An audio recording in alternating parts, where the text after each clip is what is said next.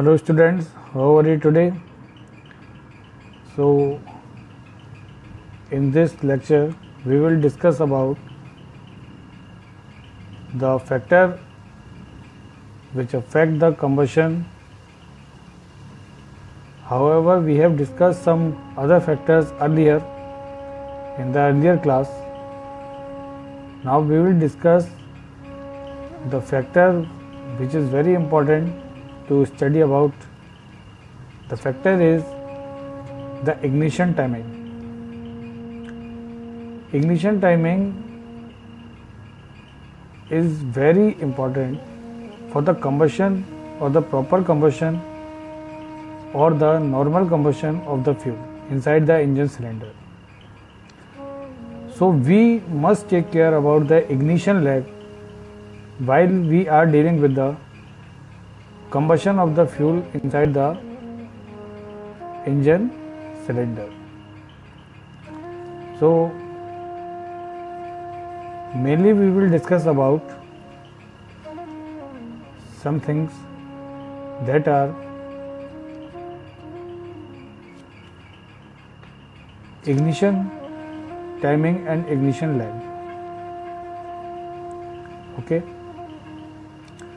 so the time lag between the ignition of the spark and burning of the mixture.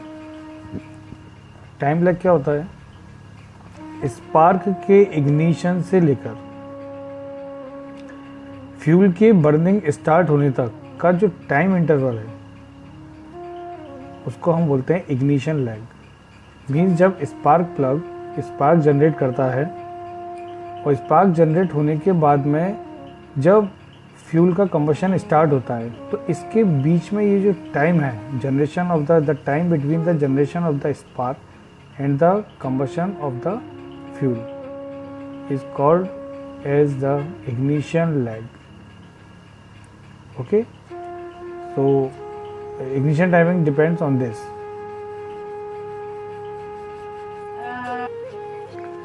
So these are the four factors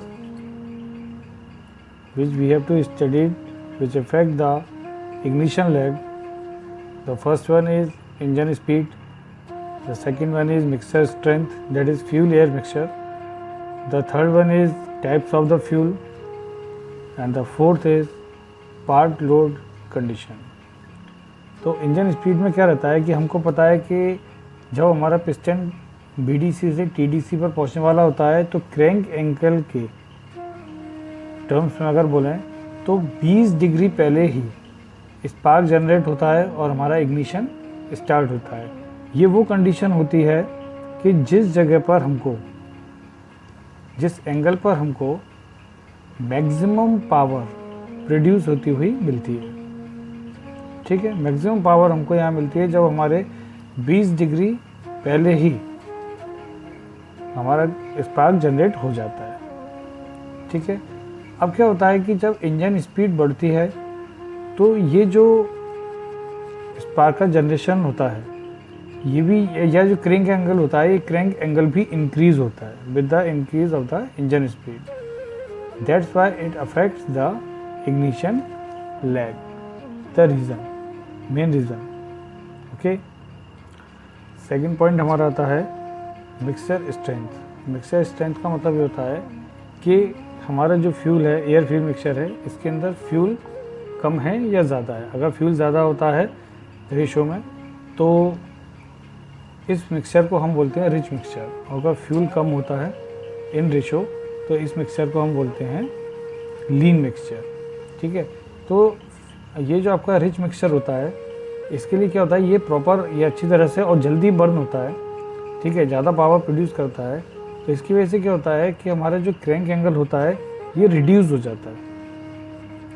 ठीक है, rich mixture के case में, क्योंकि और जो हमारा कंबशन होता है वो हमारा स्टार्ट होता है जब हमारा जो स्पार्क का जो हमारा जो डेवलपमेंट होता है वो होता है जब हमारा पिस्टन TDC के पर जस्ट पहुंचने वाला होता है। उस दौरान हमारा स्पार्क जनरेट होता है और हमारा कंबशन स्टार्ट हो जाता है, प्रॉपर कंबशन होता है, काफ़ी अच्छी पावर डेवलप होती है रिच मिक्सचर के केस में as compared to the lean mixture. Next factor हमारा आता है टाइप्स ऑफ द फ्यूल। तो दो तरीके के फ्यूल होते हैं, एक तो स्लो बर्निंग फ्यूल होते हैं और एक फास्ट बर्निंग फ्यूल होते हैं। ये जो स्लो बर्निंग फ्यूल्स होते हैं इनको हायर स्पार्क एडवांस की ज़रूरत पड़ती है, ठीक है। और जो फास्ट बर्निंग फ्यूल होते हैं इनको लोअर स्पार्क एडवांस की रिक्वायरमेंट होती है। तो ये मेजर डिफरेंस है दोनों ही तरीके के फ्यूल्स में। The fourth factor is the part load condition.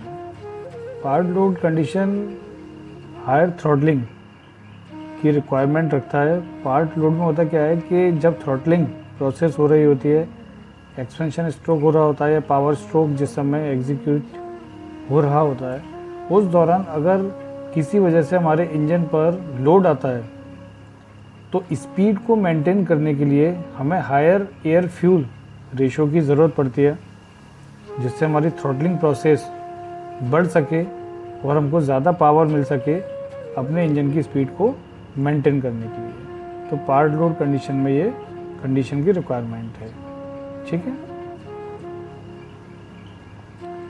Now this is all about the 4 factors of the ignition timing. I would like to add the 2 mechanisms to control the spark during the different load and speed of the engine. The first one is vacuum advance mechanism and the second one is centrifugal spark advance mechanism. As you are seeing on your screen, we have the diagram of the mechanism of the vacuum advance mechanism. होता क्या है कि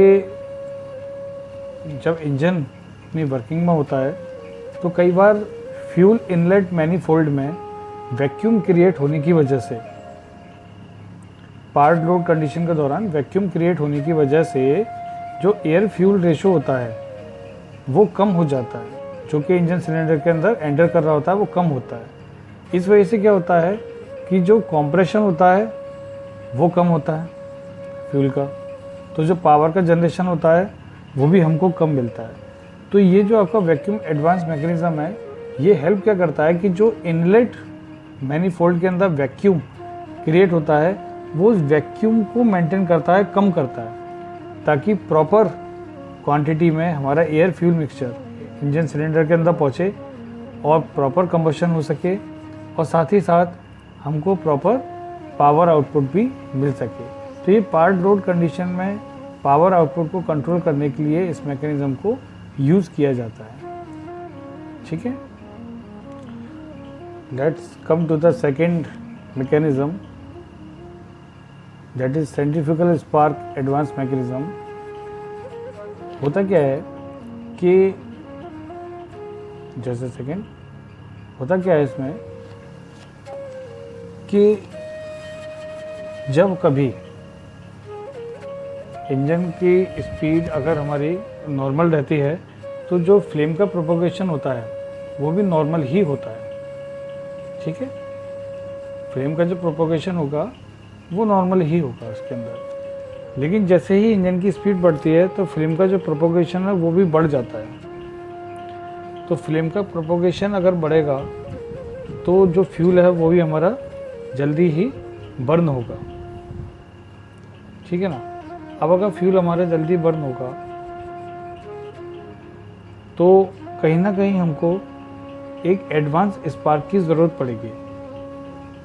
तो advance spark को maintain करने के लिए हम एक मैकेनिज्म का यूज़ करते हैं, that is centrifugal spark advance mechanism. इसमें ये जो है कॉन्टैक्ट ब्रेकर होता है जिसके जो 2 कपलिंग से कनेक्ट होता है, साथ ही साथ इसके अंदर ये ड्राइविंग शाफ्ट भी होती है। तो ड्राइविंग शाफ्ट पर ये कॉन्टैक्ट ब्रेकर जो है हमारा माउंटेड होता है और ये हमारे पास में कपलिंग्स होती हैं। ठीक है। इन कपलिंग्स में ये 2 वेट लगे होते हैं, ये वेट देख रहे हो आप। तो जैसे ही इंजन की स्पीड हमारी बढ़ती है, ये जो वेट्स होते हैं ये वेट्स ओपन होते हैं। इंजन की स्पीड बढ़ते ही ये वेट हमारे ओपन हो जाते हैं। तो वेट ओपन होने से होता क्या है कि जो स्पार्क एडवांस है वो फेनोमेना हमारा इंक्रीज हो जाता है। प्रॉपर फ्यूल इंजन सिलेंडर के अंदर पहुंचता है, प्रॉपर इग्निशन होता है क्योंकि प्रॉपर टाइम पर स्पार्क मिलती है, और हमारा जो इग्निशन लैग की समस्या है वो हमारी सॉल्व हो जाती है, ठीक है ना। So this is all about the centrifugal spark advance mechanism. ये जो आपके वेट्स हैं, कपलिंग्स में से वेट लगे हैं, ये जो अपनी ड्राइविंग शाफ्ट की डायरेक्शन होती है उस डायरेक्शन में ये ओपन होते हैं सेंट्रीफ्यूगल फोर्स की वजह से, ठीक है। इसलिए इसका नाम सेंट्रीफ्यूगल स्पार्क एडवांस मैकेनिज्म है, और यही रिस्पॉन्सिबल होते हैं हमको एडवांस स्पार्क के जनरेशन में, ताकि हायर स्पीड पर स्पार्क एडवांस हमको मिलेगा तो प्रॉपरली हमारा फ्यूल बर्न होगा और किसी भी तरीके का हमको लैग नहीं मिलेगा। So this is all about the today's discussion. We will see what will be going to study in the next session, but this will be disclosed in the next class. Thank you very much. Stay at home, stay healthy.